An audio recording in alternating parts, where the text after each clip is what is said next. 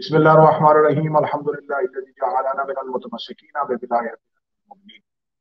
अस्सलाम वालेकुम यार इस्लाम मोमिन इकराम। हम हस्ब वादा अपना प्रोग्राम तलाश हक लेके आपकी खिदमत में हाजिर है।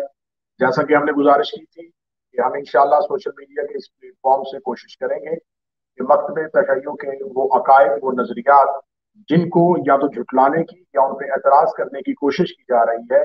इंतहाई आसन और इंतहाई मुफस्सल अंदाज में उलमाए कराम की मुहक्किकीन की तबसरा आरा और गुफ्तगू आपकी खिदमत में पेश कर सके। इसी सिलसिले की पहली कड़ी को लेके हम आज आपकी खिदमत में हाजिर है और हमारा मौजूद गुफ्तगू है गैबत सरकार वली असर। ये वो टॉपिक है, ये वो मौजू है जिस पर बहुत ज्यादा बात की जाती है, जिसके मुख्तलिफ गोशों पे और मुख्तलिफ किस्म की आरा और तबसरे सोशल मीडिया पे सुनने को और देखने को मिली। आज के इसी हसास तरीन मौजू पर, इंतहाई अहम तरीन मौजू पर हमने गुफ्तगू करने के लिए जिस शख्सियत को आज अपने प्रोग्राम में मदऊ किया है वो किसी तारुफ के मोहताज नहीं, मशहूर स्कॉलर, रहनमा है मजलिस वादुल मुस्लिमीन के, मेंबर है मुत्तहिदा उलमा बोर्ड पंजाब के, और अपना एक अदारा दीनी मदरसा भी चला रहे हैं। मेरी मुराद है जनाब सैयद अलामा हसन रजा हमदानी साहब। किबला सलाम अलैकुम यार मदद। अलैकुम अस्सलाम वरहमतुल्लाह मोलाम मदद। किबला हम आपको अपने प्रोग्राम में खुश आमदीद कहते हैं। असल में हमारा प्रोग्राम का जो मरकजी मतन है वो सिर्फ और सिर्फ ये है कि वो तमाम नजरियात और अकायद जो मजहब जाफरिया की असास है, जिसमें मजहब जाफरिया की पहचान है, सोशल मीडिया आज के दौर का वो हथियार है जो दुश्मन के हाथ में भी है और दोस्त के हाथ में भी है। सोशल मीडिया पर मुख्तलिफ किस्म के अकायद और नजरियात तशय्युअ को लेकर मुख्तलिफ किस्म के एतराज किए जाते हैं। हम कोशिश करेंगे इंतहाई आसान अंदाज में, इंतहाई मुफस्सल अंदाज में हम अपने अकायद और नजरियात को कुरान से अहदीस से साबित करें, ताकि हमारे देखने वाले जिनका ताल्लुक किसी एक मकतब या किसी एक मसलक से नहीं बल्कि बरादरान अहले सुन्नत, बरादरान अहले हदीस या गैर मजहब भी हमारी गुफ्तगू को सुने, तो उनको हमारे अकायद और नजरियात पर होने वाले एतराजात का बेहतर तरीके से जवाब मिल सके। आज हमारा मौजू है सरकार वलीउल असर की गैबत। क्योंकि शिया अकायद और शिया नजरियात में हम गैर शिया हजरात से जो एक अकीदा मुख्तलिफ रखते हैं वो अकीदा है बादत नबूवत और बादत रिसालत, अकीदा इमामत। मेरे जितने भी बरादरान गैर शिया मसलिक से ताल्लुक रखते हैं उनके यहाँ नजरिया खिलाफत है, हमारे यहाँ नजरिया इमामत है। हम बादत रसूल अमीर मोमिनीन अली इब्न अबी तालिब अलैहिस्सलाम को पहला इमाम और सरकार हजरत इमाम महदी अलैहिस्सलाम अजल्लल्लाहु ताला फरजहू शरीफ को अपना आखिरी इमाम बरहक समझते हैं। लेकिन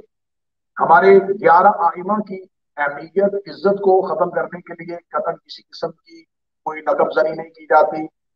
अगर वो मौला अमीर मोमिनीन को बतौर इमाम तस्लीम नहीं करते तो बतौर खलीफा तस्लीम करते हैं, जनाब हसनैन को जन्नत का सरदार तस्लीम करते हैं। आइमा की हस्ती को और उनके फजाइल और उनके मनाकब का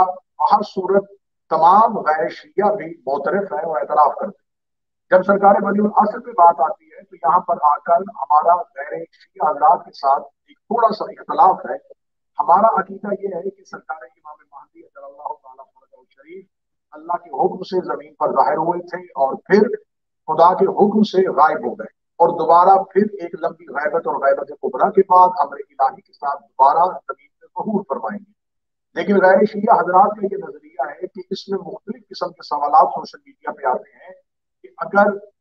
उस इमाम को गायब रखना था तो उसे जमीन पे उतारा क्यों था, या गैबत का नजरिया क्या है, या इमाम इतनी तौलानी उम्र कैसे पा सकते हैं। और एक मशहूर यूट्यूब पर एक स्कॉलर ने पिछले दिनों एक एतराज भी उठाया था कि उस इमाम से हम उस हादी से राबता कैसे मुमकिन कर सकते हैं कि अगर वो इमाम बरहक है और वो मखलूक की बराह रास्त हदायत नहीं कर सकते तो उनकी इमामत का क्या फायदा है। इन्हीं तमाम सवाल को आपकी खिदमत में लेके हाजिर हुए हैं। तो हमारा पहला जो सिलसिला गुफ्तगू का आगाज है वो ये है कि आप कितना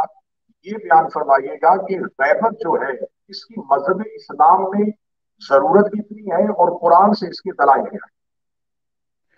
औज़ुबिल्लाहि मिनश्शैतानिर्रजीम बिस्मिल्लाहिर्रहमानिर्रहीम व बिही नस्तईन व खैर नस्तईन अल्हम्दुलिल्लाहि वस्सलातु अला अलीहा। सबसे पहले तो आपका बहुत शुक्रिया कि आपने ये मौका दिया कि हमारी आवाज़ एक इबादत के तौर पे उन तमाम अफ़हाम तक अज़हान तक पहुँचे कि जो राय حق کی تلاش میں ہیں اور معرفت حق چاہتے ہیں، اور خوش آئند ہے یقیناً یہ زمانہ جو ہے وہ سوشل میڈیا کا زمانہ ہے، اور آج ہتھیار اور ویپن کی جنگ نہیں ہے، آج نظریات اور فکر کی جنگ ہے۔ اور جس طرح کے آپ کا موضوع ایک مستحسن موضوع ہے اور یہ منعون ہے حضرت ولی العصر صلوات اللہ وسلم علیہ وجل فرجہ الشریف کی ذات بابرکات سے، اور ان کے ظہور کی تیاریوں میں سمجھتا ہوں کہ سوشل میڈیا ایک اہم کردار ادا کر سکتا ہے، لوگوں کو آگاہی کے ساتھ، لوگوں کے ایمان کی پختگی کے ساتھ۔ اور جہاں تک آپ کے سوال کا تعلق ہے کہ قرآن مجید میں غیبت کے حوالے سے، تو یہ اظہر من الشمس ہے کہ جب آپ قرآن مجید کھولتے ہیں اور قرآن آپ سے مخاطب ہوتا ہے، رب ذوالجلال آپ سے کلام کرتا ہے، تو ابتدائی مرحلے میں جہاں تعارف کتاب ہو رہا ہے کہ یہ کتاب کاہے کے لیے ہے، وہاں اس کتاب کا ہدف اور مقصد جب بتایا جاتا ہے تو یہی بتایا جاتا ہے ہدی للمتقین،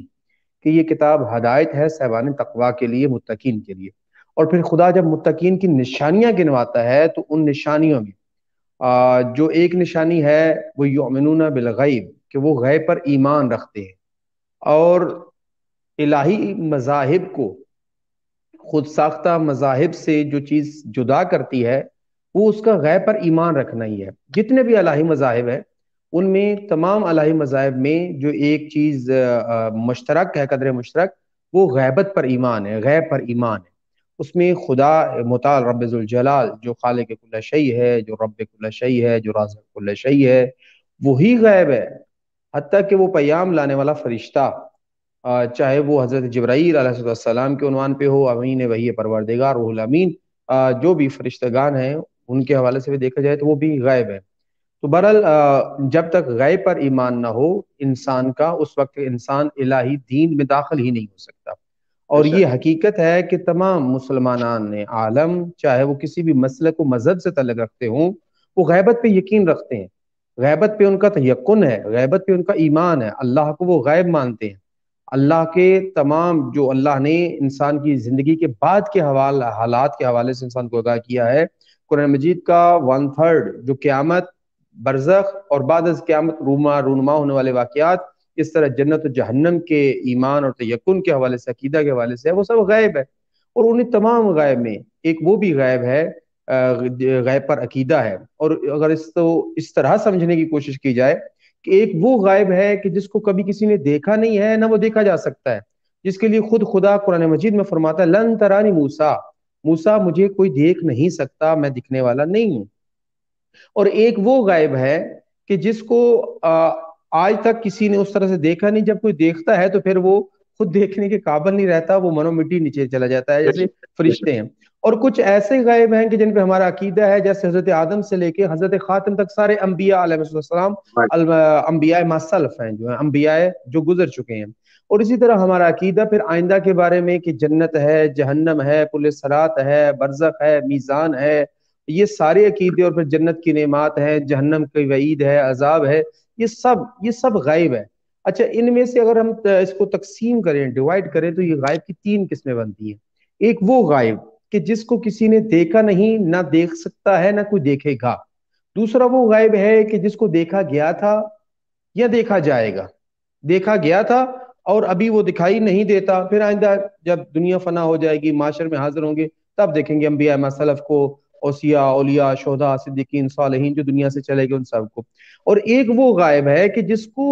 دیکھا بھی گیا تھا، دیکھا جا بھی رہا ہے اور دیکھا جائے گا بھی۔ میری مراد حضرت ولی العصر ہے کہ جن کو 255 ہجری میں تقریباً 300 کے قریب ائمہ علیہ السلام کے ماننے والوں نے اپنے زمانے میں دیکھا تھا۔ اور آج بھی جہاں اہل تشیع کے بہت بڑے علماء کی ایک تعداد ہے کہ جنہوں نے ان کی زیارت کا شرف حاصل کیا ہے، وہاں اہل تسنن کی بھی ایک بہت بڑی تعداد ہے۔ 250 سے زیادہ اہل سنت کے، اہل تسنن کے بڑے بڑے علماء جنہوں نے حضرت ولی العصر علیہ السلام کی زیارت کی ہے، اور ان کی جو ہے وہ بالترتیب جو ہے ان کے حالات و واقعات جو ہے وہ مرقوم ہے کتابوں میں۔ اسی طرح حضرت ولی العصر کو انشاءاللہ جب ان کا ظہور ہوگا، دنیا دیکھے گی، ان کی حکومت جب قائم ہوگی، تو بہرحال غیب پر ایمان رکھنا قرآنی عقیدہ ہے، اسلام کا عقیدہ ہے، دین کا عقیدہ ہے۔ اور حضرت ولی العصر علیہ السلام کی غیبت جو ہے، اس پر ایمان رکھنا ایک شیعی عقیدہ ہے، ایک تشیع کا عقیدہ ہے۔ اس میں کیول ہم یہ چیز بھی اس کے ساتھ ایک ایڈ ضرور کر سکتے ہیں کہ جس طریقے سے خدا نے 4 انبیاء کو زمین پر زندہ رکھا ہوا ہے یا آسمان پر زندہ رکھا ہوا ہے، جیسے کہ حضرت عیسیٰ کی بات ہے، حضرت خضر، حضرت الیاس، تو اگر خدا انبیاء کو زندہ رکھ کے اپنی نبوت کے عمل کو قائم رکھ سکتا ہے تو یقیناً امام کو زندہ رکھ کے بھی امامت کے عمل کو قائم رکھا جا سکتا ہے۔ قبلہ دوسرا سوال یہ ہے کہ انبیاء جو علیہ جی جی انبیاء علیہ السلام کی غیبت اور حضرت ولی العصر کی غیبت میں بہت فرق ہے۔ انبیاء علیہ السلام کی، اچھا پہلے اس میں ایک چیز کا انسان کو جو ہے وہ کلیئر ہونا چاہیے اس چیز میں، کہ ایک ہے ان کا غائب ہونا، ایک ہے کہ ان کا موجود ہونا اور ہماری نگاہوں سے غائب ہونا۔ بے یعنی شک یہ عالم شہود اور عالم غیبت، یہ دو عوالم ہیں۔ عوالم شہود ظاہر ہونا، انسان کے پاس کسی چیز کے ظہور اور شہود کے حوالے سے 5 حواس ہیں، کہ جن 5 حواس سے انسان درک کرتا ہے، جن 5 حواس سے انسان جو ہے وہ کسی چیز کو جانچتا، ناپتا، تولتا، چکھتا، سنتا، دیکھتا اور محسوس کرتا ہے۔ جو اس عالم وہ غیب ہے۔ اب عالم شہود میں حواس خمسہ کی حص میں نہ آنا کسی کے وجود کی نفی نہیں ہے، کسی کے وجود کا ہونا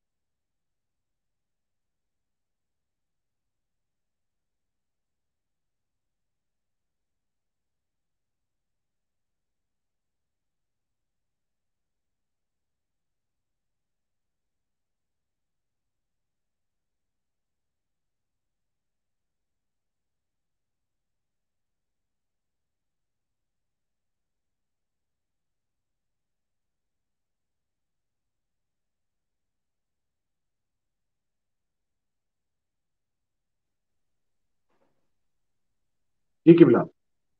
جی کہاں سے آواز منقطع ہوئی تھی؟ اب جی مجھے بالکل آپ اندازہ کی نہیں آواز اس آتی رہی ہے کہ ایسا کیسے ممکن ہے کہ ایک چیز کو زندہ رکھا جائے، اس کا وجود بھی قائم ہو، تو یہ امام اور انبیاء کے غیبت کے فرق کو واضح کر رہے ہیں۔ جی ہاں، تو میں یہ عرض کر رہا تھا کہ شہود اور غیبت کے حوالے سے، یعنی وہ جی وجود کا وجود ہونا، موجود ہونا، اور دکھائی نہ دینا یا محسوس نہ کرنا، یا آپ کی حس حواس خمسہ میں نہ آنا کسی چیز کے کسی چیز کے نہ ہونے کی دلیل حد کا بالکل بھی نہیں ہے۔ حضرت ولی اللہ صلی اللہ علیہ وسلم علیہ جو ہے ان کا وجود اطہر ازر من الشمس ہے، ان کا موجود ہونا، اور شیبر العقیدہ ہے اس پہ لولا حجت لساخت الارض والسماوات واہلھا، کہ اگر ایک لحظہ کے لیے بھی حجت خدا نہ ہو تو زمین و آسمان تہ و بالا ہو جائے۔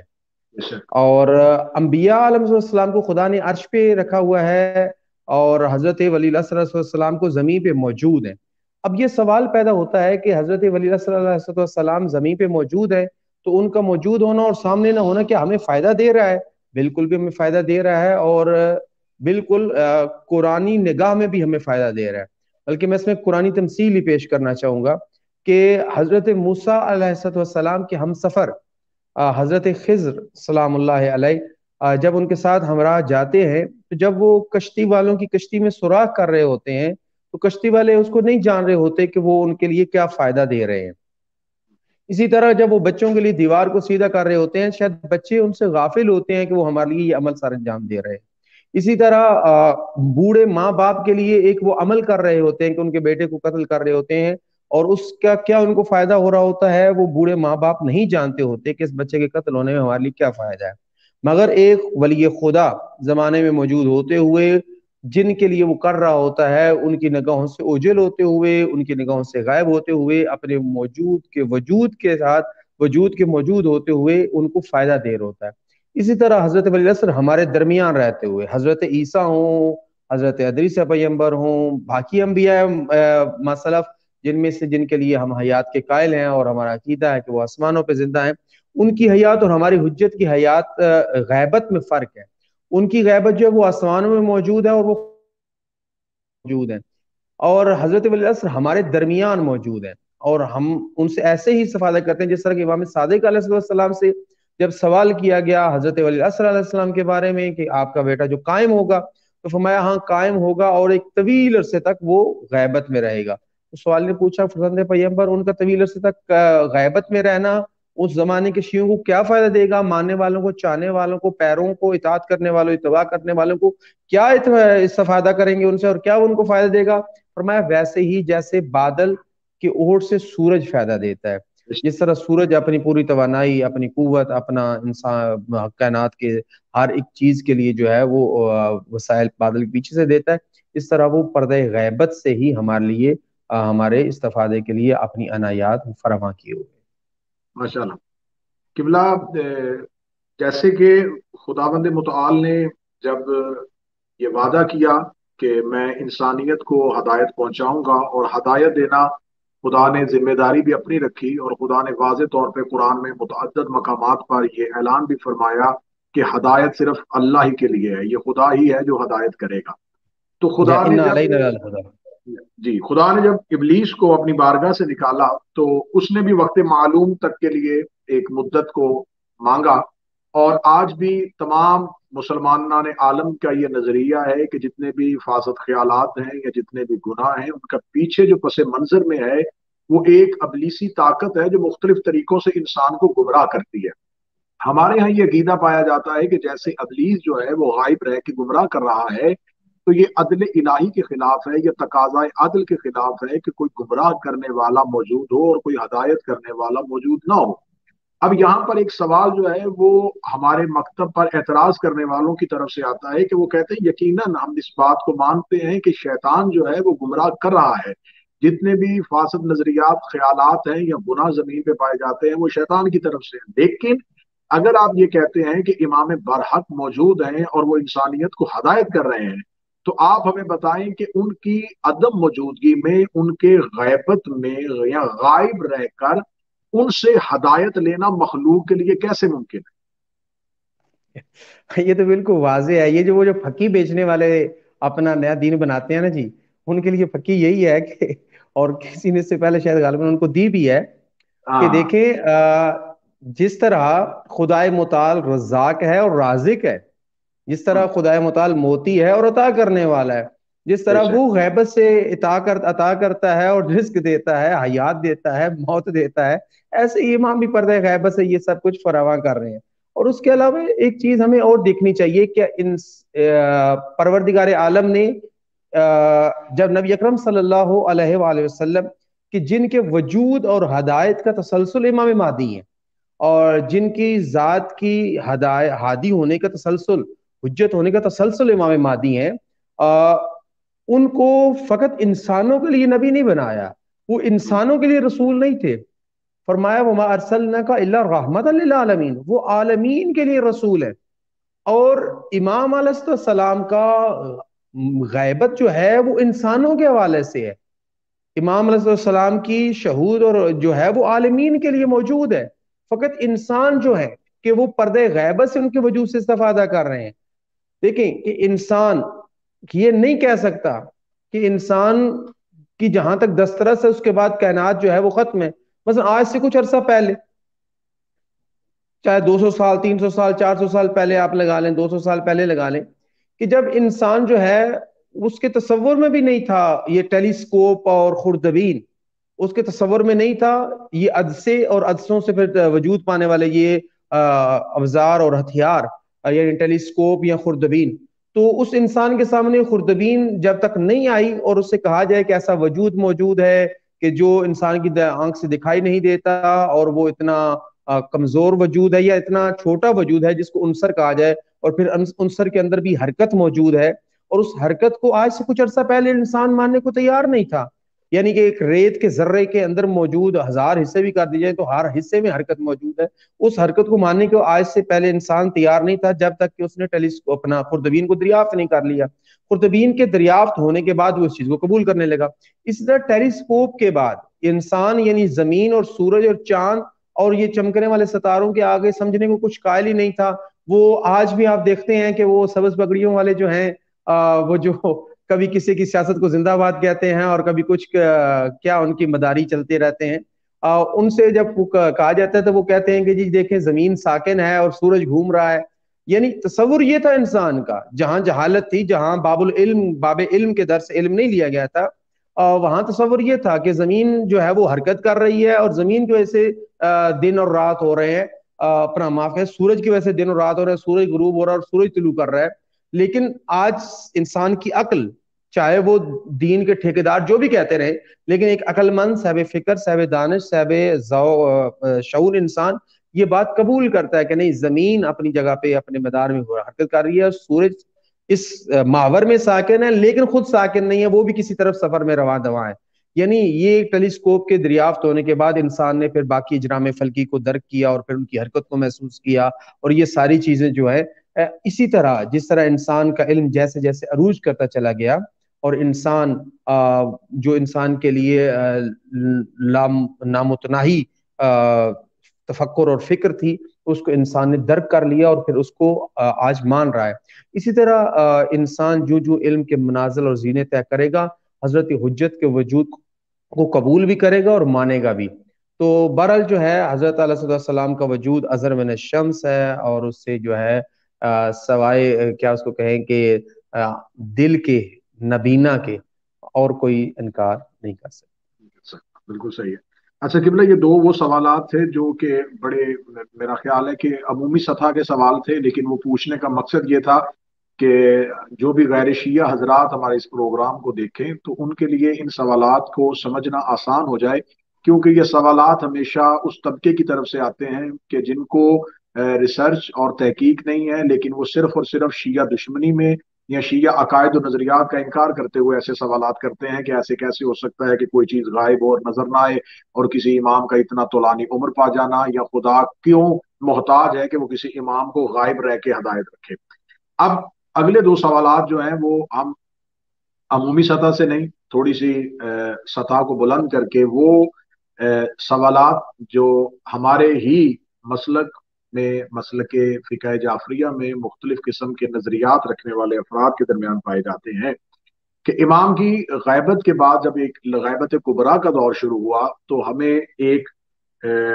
امام کی توقیع ملتی ہے, جو امام نے اپنے ایک نائب کے ذریعے ایک خط جو ہے وہ پہنچایا کہ میرے جانے کے بعد میری غیبت کے دور میں میرے احادیث کے راویوں کی طرف رجوع رکھا جائے. اب جتنی بھی غیبت کی کتابیں ہیں, وہ شیخ صدوق یا کمال الدین و تمام نعمہ ہو, غیبت نعمانی ہو, غیبت توسی ہو, جتنی بھی غیبت کی کتابیں ہیں اس میں ہمیں امام عصر کی غیبت کبریٰ میں ان احادیث کے لیے ان احادیث کے راویوں کی طرف تو رجوع کرنا پڑتا ہے. تو کیا ایسا مذہب جعفریہ میں امام کی طرف سے کوئی نص یا کوئی شرط ایسی موجود ہے کہ امام اپنے جانے کے بعد اپنی نیابت کے دروازے کو کھلا چھوڑ کے گئے ہوں, یا کوئی شخص امام کی نیابت کا دعوے دار ہو جائے؟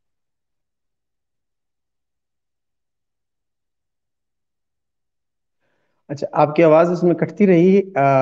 لیکن جو میں سمجھ پایا ہوں اس میں یہ عرض کرنا چاہوں گا کہ نواب اربع کے حوالے سے کوئی اختلاف موجود نہیں ہے, چاہے وہ کسی بھی فکر اور نظر کے حامل افراد ہمارے بزرگان گزرے ہیں, تمام افراد نے جو ہے وہ نواب اربع کے وجود کو قبول کیا, اور نواب اربع نے جس طرح سے امام علیہ السلام کی غیبت صغریٰ کے حوالے میں وہ 69 ایئرز جو 69 سال کا ایک انتہائی مشکل دور تھا, اور جس میں آپ سمجھ سکتے ہیں کہ حضرت ولی العصر علیہ السلام جیسی نعمت کبریٰ کو پردہ غیبت میں سرداب میں جانا پڑا, ان کے حوالے سے ان کے جو زمانہ گزرا, چاروں نواب اربع کے زمانے میں, چاروں نائبین کے زمانے میں حضرت علیہ السلام کو ان سے رابطہ رہنا, اور پھر چوتھے نائب جناب محمد بن علی سمری رضوان اللہ تعالیٰ علیہ کو امام علیہ السلام کی توقیع مبارک میں امام علیہ السلام کی نصیحت کو ملنا کہ اپنے بعد کسی کی وصایت کا اعلان نہ کریے گا، اور ہم اس کے بعد جو ہے وہ کسی سے ظاہر بظاہر اس طرح ملاقات نہیں کریں گے۔ تو بہرحال ان نواب اربع کے حوالے سے نیابت کا ایک وہ ہے، کیا اس کو کہنا، یقین محکم ہے کہ وہ میں نائب مجھے اربع تھوڑی سی امام صلی اللہ غلامی علیہ کروں وسلم گا کہ کی۔ آپ اس لفظ کی تھوڑی سی وضاحت کر دیجیے گا کہ نائبین اربع یا نوابین، یہ نائب اور نواب یہ کیا ایک ہی معنی میں استعمال ہوں گے؟ جی ہاں، نائب کی جمع نواب ہوگا یا نائبین ہوگا۔ ٹھیک ہے۔ اس کی اگر آپ رفیع حالت کو نواب کہیں گے اور اس کی جری حالت کو جو ہے وہ نسبی حالت کو نائبین کہیں گے، اس کے لفظ کی حالت کا ہے، نواب یا نائبین میں فرق نہیں ہے۔ نائب کی جمع نواب یا نائبین، جو بھی جو آپ یوز کرنا چاہیں۔ یہ امام کی یوزلی طرف سے جو ہے وہ مختص کیے نواب گئے تھے، اربع یہ کہا امام کی جاتا طرف ہے، سے مخصوص امام کیے کے گئے تھے، نائبین کہا جاتا ہے۔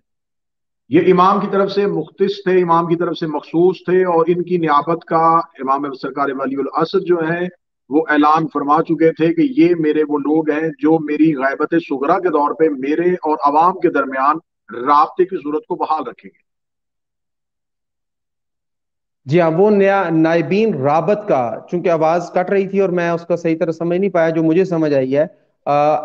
نائبین جو تھے وہ رابط کا ایک سلسلہ تھا، وہ اپنے معاملات امام علیہ السلام تک لوگ کو ان نائبین تک پہنچاتے تھے، اور نائبین امام علیہ السلام سے ہدایات لے کے ان تک پہنچاتے تھے۔ اصل میں سلسلہ اسی طرح سے تھا کہ مختلف علاقوں میں کچھ عمائدین موجود تھے، کچھ تفقہ و فقہ کو سمجھنے والے، دین کو سمجھنے والے امام علیہ السلام امام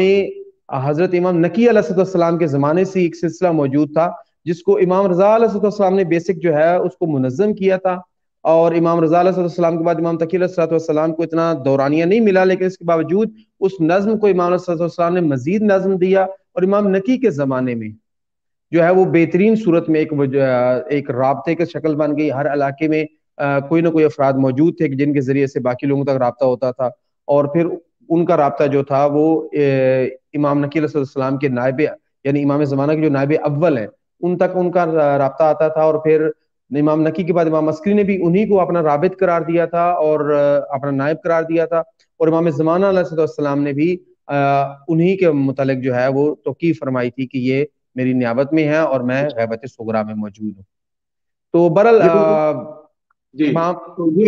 یہ جو نائبین کا سلسلہ تھا، یہ غیبت صغرا کے دور میں، غیبت جب کبرا میں داخل ہوا یہ دور، غیبت صغرا سے نکل کے ہم غیبت کبرا میں آئے ہیں، اور آخری جو امام کے نائب ہیں وہ ایک امام کی توقیع جو ہے وہ بتا دیتے ہیں، وہ پڑھ کے سنا دیتے ہیں، یا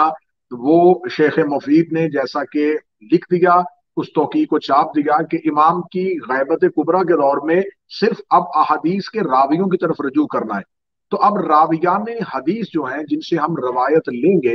ہم انہیں صرف راوی کے طور پہ جانیں گے، یا ہم انہیں نائب کے طور پہ جانیں گے، یا غیبت کبرا کے دور میں نیابت امام جو ہے وہ مخلوق سے ممکن ہے؟ بہرحال وہ جو نائب اربع ہیں وہی نواب ہیں، مطلب نائب ہیں امام کے، اور جو ٹھیک ہو۔ ابھی مطلب جن کو ہم مراجع کہتے ہیں، جن سے ہم رجوع کرتے ہیں، ان کو ہم نائب امام بائیں طور کہہ سکتے ہیں کہ ہم امامت کی نیابت میں ان کو فقی مسائل میں، اور خاص فقی مسائل میں جو وہ جن کا فتویٰ اس میں آتا ہے، ان کی طرف ہم رجوع کر رہے ہیں، وہ بیسک مرجع ہیں ہم ان کو۔ نائب امام جو تھے نواب اربع، وہ تو کلی طور پہ امام کے نائب تھے، اور یہ جو ہے صحیح۔ کلی طور پہ نہیں ہے، جزی طور پہ ہم آپ کہہ سکتے ہیں کہ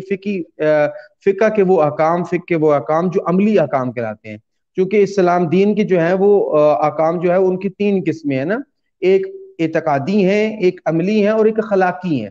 جو اعتقادی ہیں ان میں آپ جو ہے وہ امام سے رجوع کریں گے، اور امام کی روایات سے رجوع کریں گے، قرآن سے رجوع کریں گے، اس میں جو ہے وہ ہر ایک کے پاس اپنی ادلہ موجود ہوں گی، اپنی دلیل موجود ہوگی، جس طرح انہی ادلہ کو قائم کرنے کے لیے آپ نے یہ پروگرام رکھا ہوا ہے۔ اور ایک جو ہے وہ فقہ کے احکام ہے، فقہ کے احکام کے حوالے سے جو ہے، فقہ کے احکام کے حوالے سے جو ہے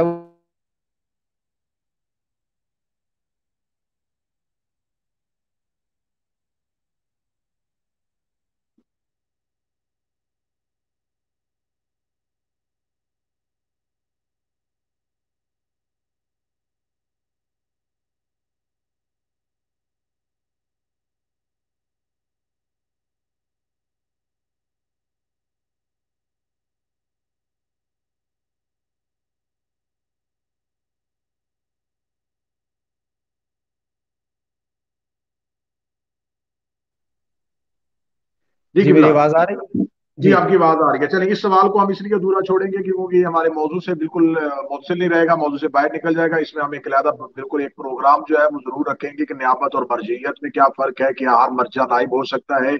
और इसका बहुत से सवालात जो हैं वो अभी मौजूद हैं जिनके जवाबात चाहिए। लेकिन अब हम अगले सवाल की तरफ बढ़ते हैं कि पिछले चंद अरसा से हम एक लफ्ज जो है वो यकीन सोशल मीडिया पे और बहुत से जगहों पे हमें सुनने को मिलता है कि आज के चंद साल पीछे तक हम इस लफ्ज के कायल थे, नजरिया इमाम महदी। इमाम महदी, उनकी गैबत, उनसे रब्त। अब थोड़े अरसा से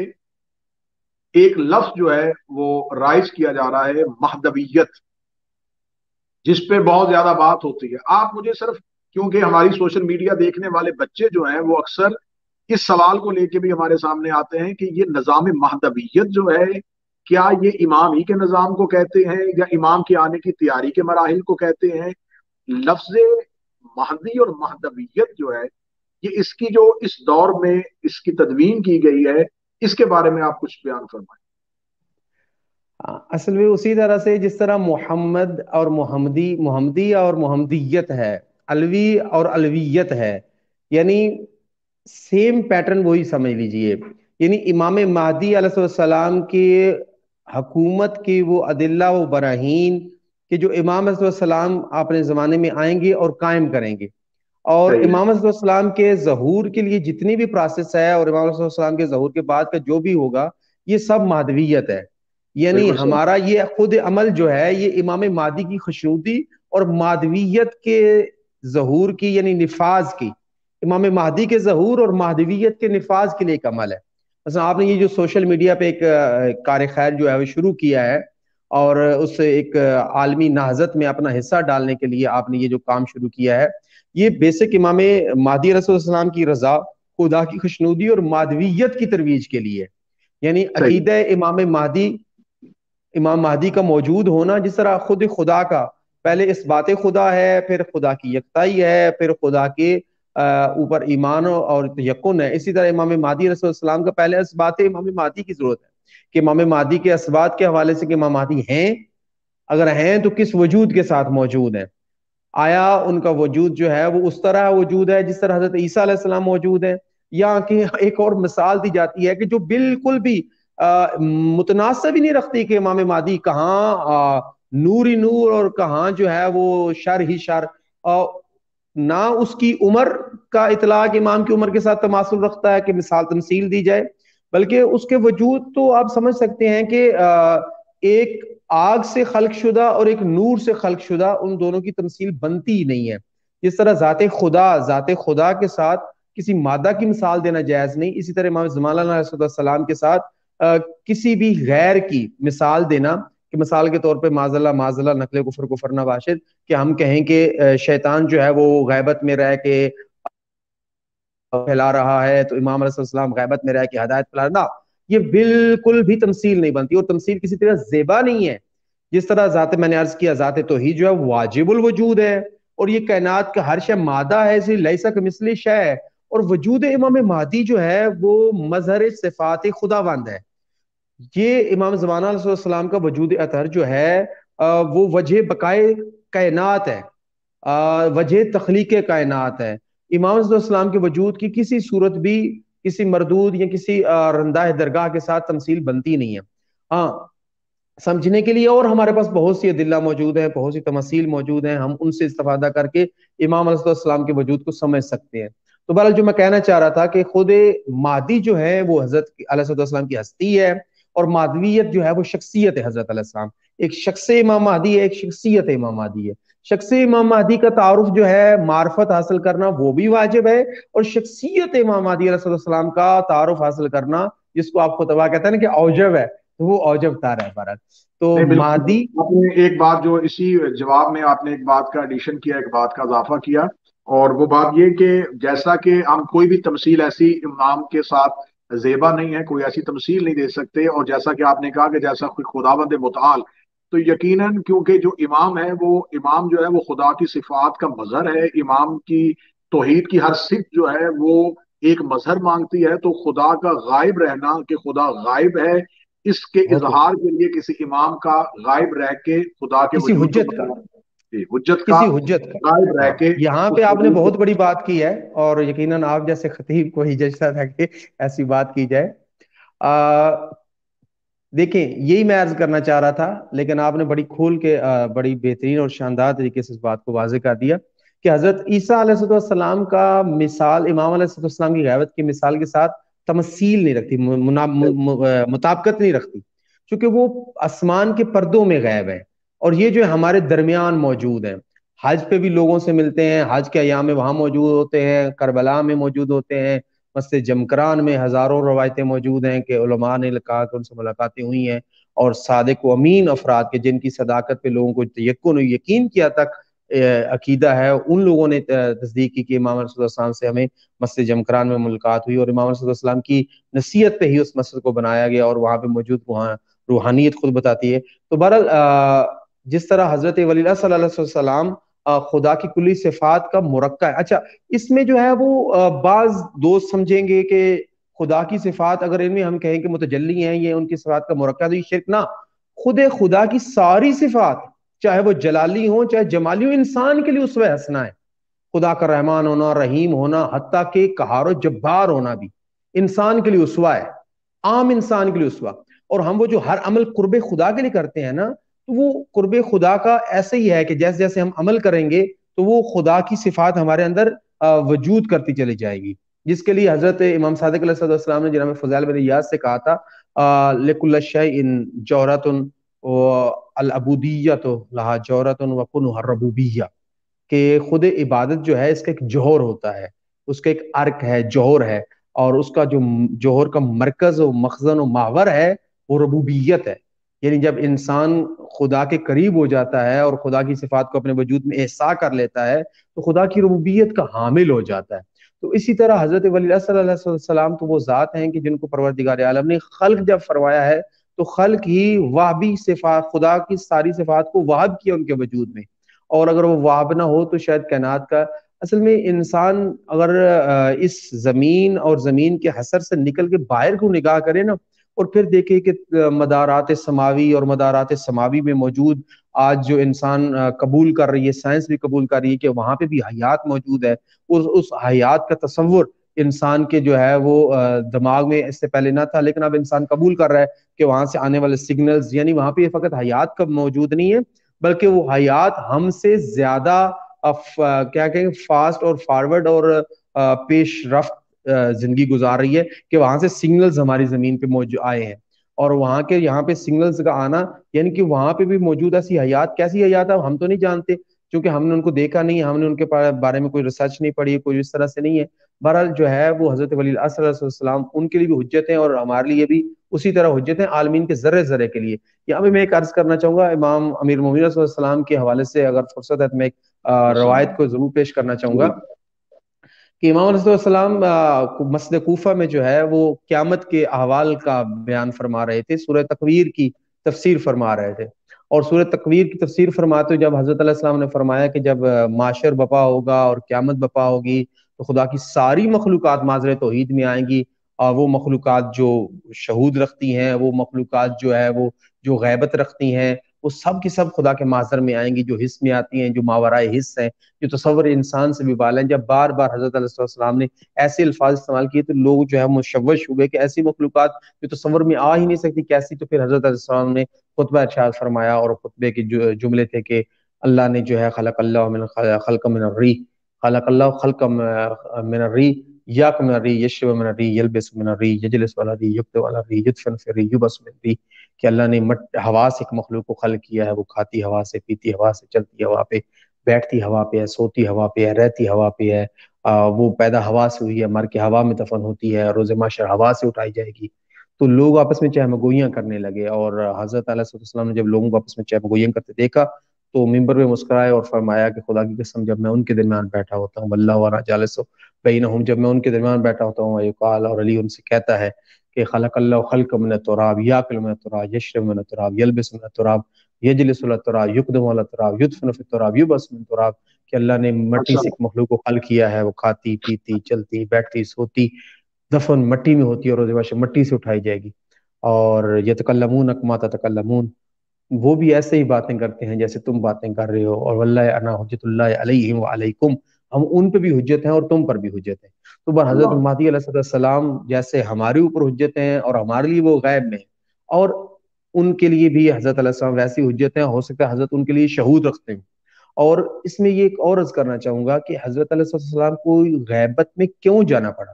یہ توحید نے حضرت علیہ السلام کو غیبت میں کیوں بھیجا؟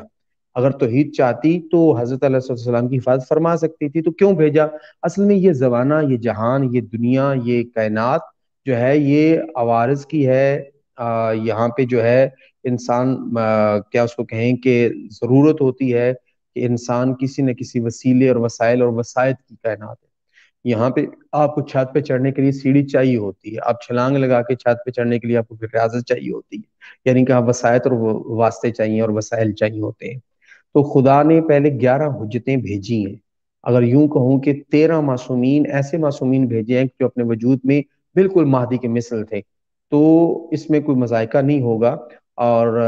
ان کو بھیجنے کے بعد خدا نے آزمائش کی ہے، اور آخر میں تو جو معصومین آئے ہیں مثال کے طور پہ ان کی حیات مبارکہ کو دیکھیں، امام عسکری علیہ السلام کی حیات مبارکہ ظاہراً 28 سال ہے، امام نقی علیہ السلام کی ظاہری حیات مبارکہ 42 سال ہے، امام تقی علیہ السلام کی ظاہری حیات مبارکہ جو ہے وہ 25 سال ہے۔ یعنی آپ دیکھیں کہ بالکل ایک نوجوانی اور جوانی کی حیات مبارکہ میں بھی ان کو دنیا سے اٹھنا پڑا، جانا پڑا،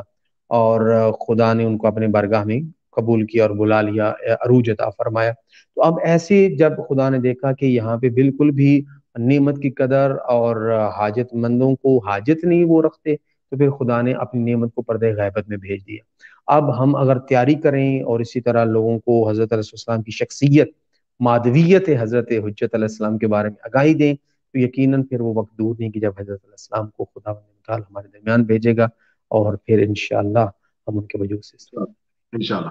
قبلہ، بس یہی آخری سوال تھا، لیکن اسی سوال کا جو میں ایک حصہ جو ہے وہ میں آپ کے سامنے واضح نہیں کر سکا، میں اس کو واضح کر دیتا ہوں کہ یقیناً آپ نے جیسے کہا کہ مہدی اور مہدویت، محمد اور محمدیت، حسین اور حسینیت، ایسے ہی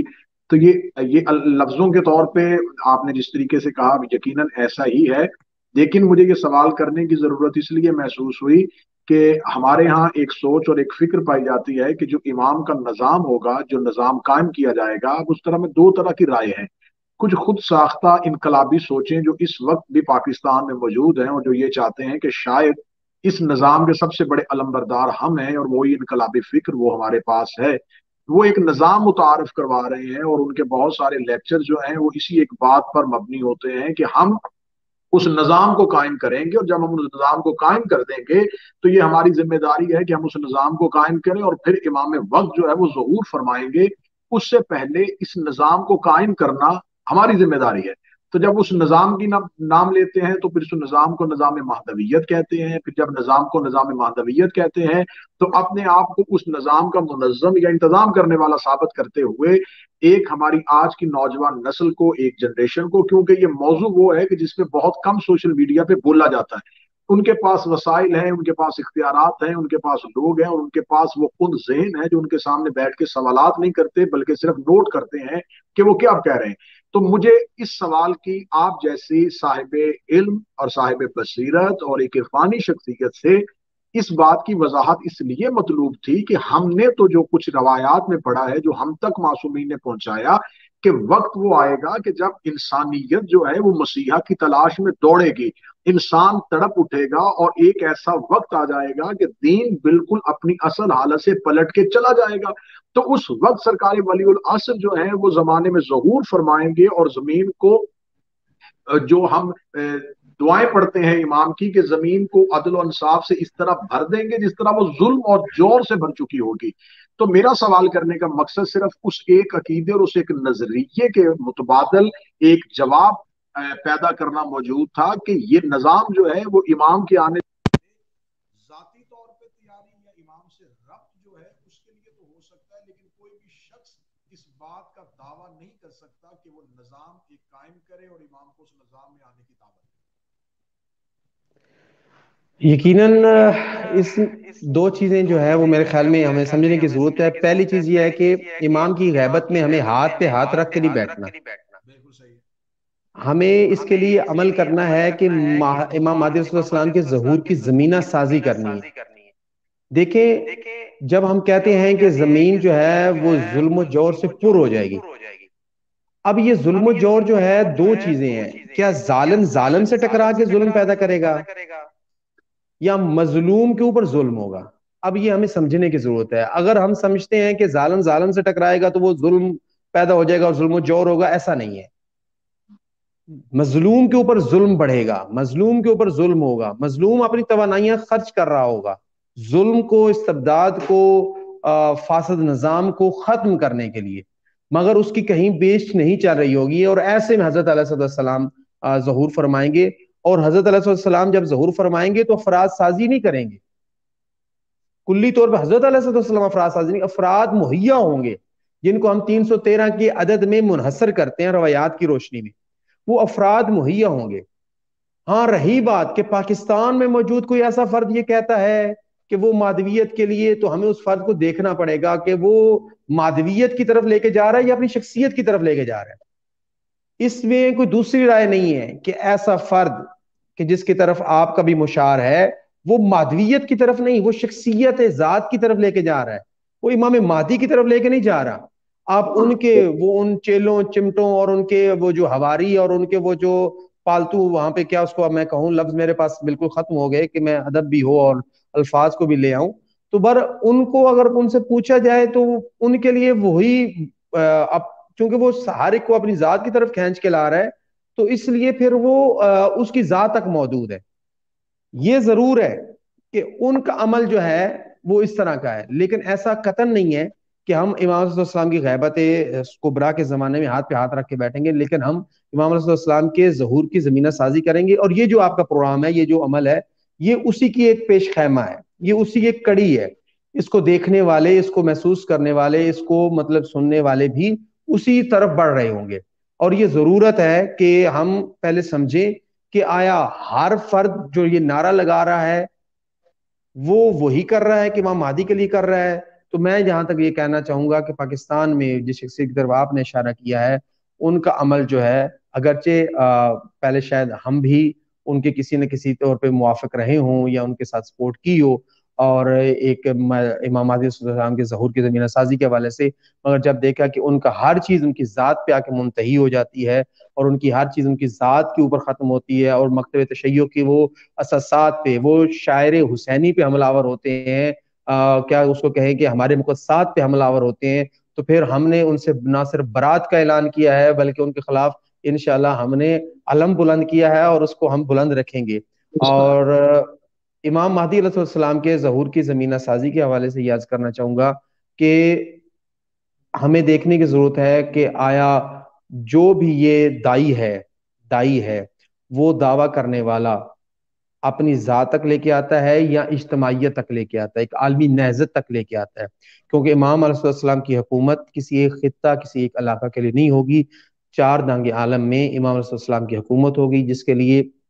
علماء فرماتے ہیں کہ امام علیہ السلام کے ظہور کے پہلے اور ظہور کے بعد کے حالات کو اگر جمع کیا جائے تو 3 طرح کے حالات ایسے بنتے ہیں جو ظہور سے پہلے کی روایات ان کے بارے میں خبر دیتی ہیں، اور 3 ہی طرح کی روایات ہیں جو ظہور کے بعد کے حالات کے حوالے سے خبر دیتی ہے۔ جو ظہور سے پہلے کے حالات کے حوالے سے خبر دیتی ہیں، جس طرح آپ نے فرمایا کہ پوری دنیا میں دین ہوگا مگر زبان کی چٹنی ہوگی، یعنی زبان کی حد تک دین ہوگا، لوگوں کے وجود میں، لوگوں کے ذات میں دین نہیں ہوگا۔ اور دوسری بات جو ہے کہ پوری دنیا نہ امن ہوگی، جس طرح آپ نے پہلے بھی فرمایا، پوری دنیا نہ امن ہوگی، کہیں کوئی ہر ایک خود کو دوسرے سے غیر مفہوم سمجھے گا۔ اور تیسرا یہ ہوگا ننگ، مفلسی اور غربت ہوگی، اور یہ عالم ہوگا کہ لوگ ایک ایک روٹی کی خاطر اپنی ناموس بیچ ڈالیں گے۔ اور جب حضرت علیہ السلام ظہور فرمائیں گے، یہ تینوں جو ہیں وہ بالکل اس کا کہیں گے 180 ڈگری جو ہے وہ چینج ہوگا۔ ایسا ہوگا کہ پوری دنیا پہ ایک ہی دین ہوگا، مشرق سے مغرب، شمال سے جنوب، 4 دانگ عالم میں جہاں جہاں بشریت آباد ہوگی وہاں ایک ہی دین ہوگا۔ اور یوں کہوں کہ ہر مینار اذان سے اشہد ان علی ولی اللہ اور حی علی خیر العمل کی صدا ابھرے گی، اور پوری دنیا میں امن ہی امن ہوگا کہ مغرب سے عورت چلے گی اور کعبہ چلی آئے گی، اور سونے سے لدی ہوگی، اٹی ہوگی، اور پاؤں سے لے کے سر سے لے کے پاؤں تک اس نے سونا پہنا ہوگا، مگر وقار اور مطمئن ہو کے وہ خانہ کعبہ میں حاضری دے گی، اور اس طرح سے امن و امان ہوگا۔ اور تیسری حالت ایسی ہوگی کہ ہر طرف تونگری ہوگی، ہر طرف خدا کی رحمتیں ہوں گی، خدا کا لطف ہوگا، ایسا لطف ہوگا کہ لوگ اپنے وجوہات دینے والا نہ ہوگا۔ اور حضرت علیہ السلام کے پردہ غیبت میں رہتے ہوئے جو فیوز و برکات ہیں وہ ہمیں مل رہے ہیں، اور جب حضرت علیہ السلام جب ظہور فرمائیں گے تو یہ فیوز و برکات ہوں گے کہ ہر انسان تمنگر ہو جائے گا، ہر انسان مستغنی ہو جائے گا، غنی تو فقط خدا کی ذات ہے۔ انشاءاللہ۔ بہت شکریہ قبلہ، بہت نوازش، بہت مہربانی، آپ نے اپنے قیمتی ترین وقت میں سے ہمیں یہ وقت عطا فرمایا، اور یقیناً ہم یہ توقع رکھتے ہیں کہ آپ آئندہ بھی ہماری گزارشات پہ ہمیں کوئی ممکنہ وقت جو ہے وہ عنایت فرماتے رہیں گے، اور ہم اس طرح کا جو ایک اس پلیٹ فارم کے ذریعے کوشش کریں گے کہ بین التشیع اور بین المسلمین جتنے بھی شیعہ عقائد و نظریات میں مختلف قسم کے سوچے ہیں ان کو آسن طریقے سے آپ جیسے علماء محققین کے گفتگو کے تبادلہ کے ساتھ عوام تک اختلاف کی بجائے ایک اتحاد کی فضا میں ایک ایسا نظریہ اور ایک ایسی سوچ جو ہمیں آئمہ نے منتقل فرمائی ہے وہ پہنچا سکے۔ آپ کا بہت شکریہ۔ میں پھر گزارش کروں گا کہ انشاءاللہ دوبارہ بھی ہم آپ کو زحمت دیں تو یقیناً آپ ہمیں سرخرو فرمائیں۔ بہت شکریہ، آپ کا شکریہ، خدا آپ کی زحمات کو قبول فرمائے، حضرت ولی الاسرا صلی اللہ علیہ وسلم کے ظہور کی زمینہ سازی میں اس کو ایک آسن و مستحسن قدم قرار دے۔ بہت شکریہ۔ بسم اللہ۔